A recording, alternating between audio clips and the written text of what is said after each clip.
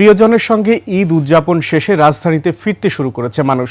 ঈদের ছুটি শেষ না হলেও প্রয়োজনের তাগিদেই আগেই ফিরে আসছেন তারা। এদিকে আবার ঈদের চতুর্থ দিনেও রাজধানী ছাড়ছেন অনেকে, তবে রাস্তায় নেই কোনো যানবাহন কিংবা যাত্রীর চাপ।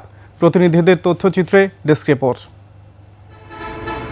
পরিবারের সাথে ঈদ উদযাপন করতে রাজধানী ছেড়েছিলেন লাখো মানুষ।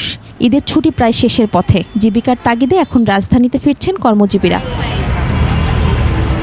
ঢাকা আরিচা মহাসড়কে যাত্রীবাহী বাসের পাশাপাশি ব্যক্তিগত গাড়ি ও মোটরসাইকেল নিয়ে ফিরছেন দক্ষিণ পশ্চিমাঞ্চলের ২১ জেলার মানুষ।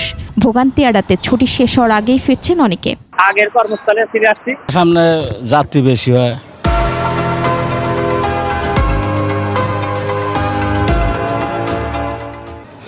এর লেগে আগেই যাইতেছি। তাড়াতাড়ি গেলে একটু চাপ কমবে এবং ওখানে একটু রিফ্রেশমেন্ট পাওয়া যাবে। আগে যাচ্ছি যেন জ্যামের মধ্যে মনে করেন এর মধ্যে যেন না পড়তে হয়। শুক্রবার তো শনিবার অনেক জ্যাম হবে। গাজীপুরের ঢাকা টাঙ্গাইল মহাসড়ক ও ঢাকা ময়মনসিংহ সড়কে কোনো ভোগান্তি ছাড়াই রাজধানীতে ফিরছে মানুষ। উত্তরবঙ্গের প্রবেশদ্বার ঢাকা টাঙ্গাইল মহাসড়কের চন্দ্রাতেও নেই কোনো যানবাহনের চাপ। একই চিত্র ঢাকা আরিচা মহাসড়কেও।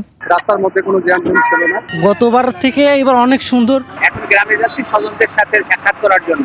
এদিকে ঈদের চতুর্থ দিনেও রাজধানী ছাড়ছেন অনেকেই। মহিমা পলি, ডেস্ক রিপোর্ট, ২১ টেলিভিশন।